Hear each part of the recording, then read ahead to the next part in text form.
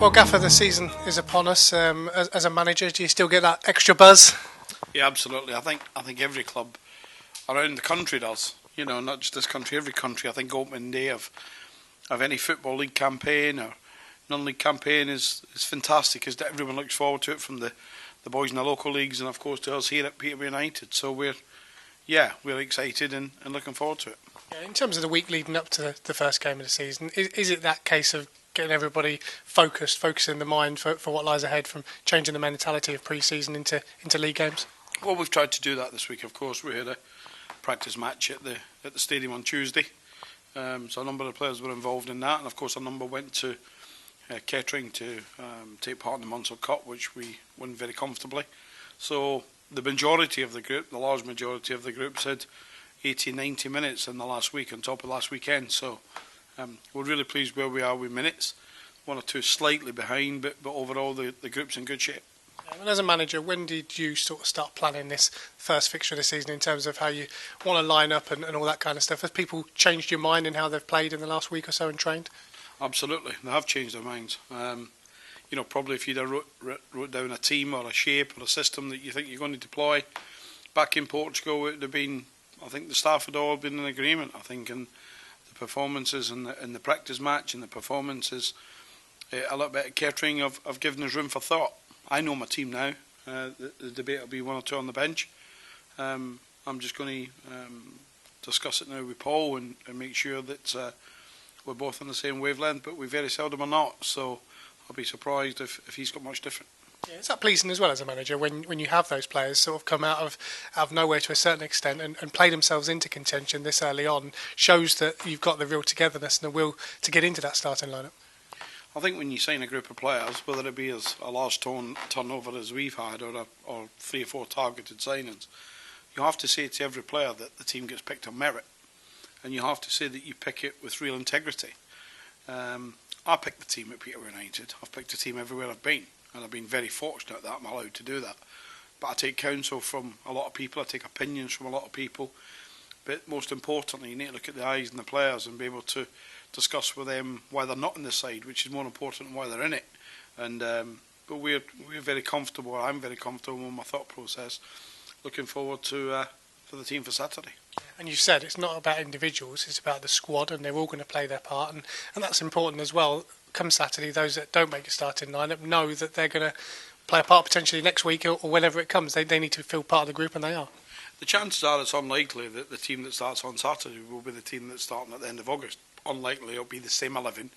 Should we be in a playoff final or a playoff competition or fighting for automatic promotion? It's unlikely because form evolves over a season. Some people start the season really at the top of the game. Some take a little bit to get into it. That's why football and winning promotions, it's a marathon. It's never a sprint. And often the chairman who take the sprint approach, they repent, with some difficulties at the end of it. So I would say that I've been fortunate. I've worked with chairman who's, probably Massimo, who's given us time and who's given us the opportunity to build something. And I wouldn't have come to Posh if it had not been building something. But there's still some clear key objectives that our chairman wants us to reach. Otherwise it would be, Steve, you've got 2 or 3 seasons. Those days in football don't exist, whether it's Darren McAntony or any other chairman. But as long as he sees progress, your chairman is a wise man. I was with him for a lot of hours yesterday. He knows it's a new group. He knows that there'll be inconsistencies. He knows that there'll be fluctuations in form of different players at different times. But we've still agreed on some core objectives that we want to be knocking on the door of. And for me personally, I want to be getting promotion. Alex Woodyard named as skipper, but you want that committee of Tafazoli and Naismith to work closely together, not just with the squad, but obviously with you guys as well. I think for me there's almost 2 captains in there. There's certainly Alex and there's Jason Naismith, who, it was a decision, and probably some weeks I'm going to ask them to be the captain. Although Alex has been the chosen one, if you like, and Ryan Tavazzoli comes into, as you say, that little 3 or 4 man gang, probably one other in the dressing room that I love to meet with weekly. We discuss the schedules of the players, the training of the players, the performances as a group, not individual, because that's an individual thing, and make sure that we're all pulling the rope in the same direction. Listen, I've been fortunate to win enough promotions, but I've always had the camp pulling in the same direction. And if one little fibre of that rope wants to break and go in a different direction, we need to grab them quickly and throw them out the group. That's just reality of trying to be successful in football. But we've got a fantastic dressing room. There's no little fibres in there. They're all good guys. They're all desperately seeking a chance to play on Saturday, which for myself and the staff and the chairman and board is terrific.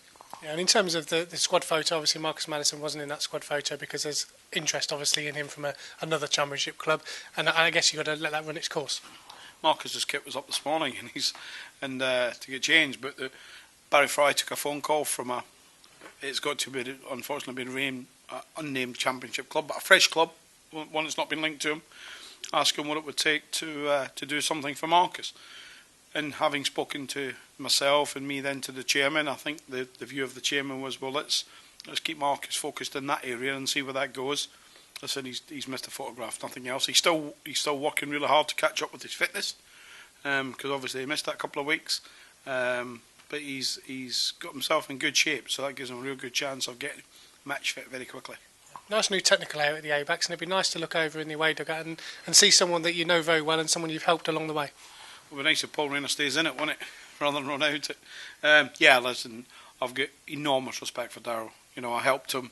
I like to think he would consider me as a friend, and I helped him when I was manager of a very successful Crawley Town team, and he got his first appointment at Salisbury, and of course I'd been that journey, and he did incredibly well at Salisbury. He got the opportunity to manage at Bristol Rovers, and unfortunately for him, he couldn't stop something that was heading probably for relegation to the conference, but hasn't he done brilliantly since? He's got them back up to 2 and then back up to 1, and you know, at one stage last season it looked as if they were going to be competing for the playoffs for the championships. An incredible turnaround, but he's a good guy, he's thoughtful, he works incredibly hard. I still see him at lots of games despite the distance between both of us, and he's someone I really respect and someone I'll be with on Saturday, win, lose or draw, but obviously he wants it to be when he wins and I want it to be when I win. You've said in your programme notes on Saturday about the supporters and getting behind this new look group and making sure that they are behind them from the start and give them the support they need. That's important, isn't it, with a new group, that they are given the opportunity to show what they can do? Well, I can tell the Posh fans now there'll be inconsistencies. We want it to be very few and to be minor, but there will be.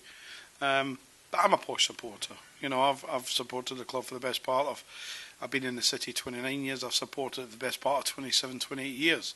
And so I know the Posh supporters. I know they can be patient. I know they can be demanding as well. They will be demanding. They'll expect a lot. They've seen a turnover of group. But they have to ask themselves, if they were the manager, would they want to keep Marriott? Yes. Edwards? Yes. Forrester? Yes. Leo? Yes. You know, Goyen Edwards? I could keep going. I wanted to keep all of them. But this football club has a policy. We must remember that our chairman subsidises us.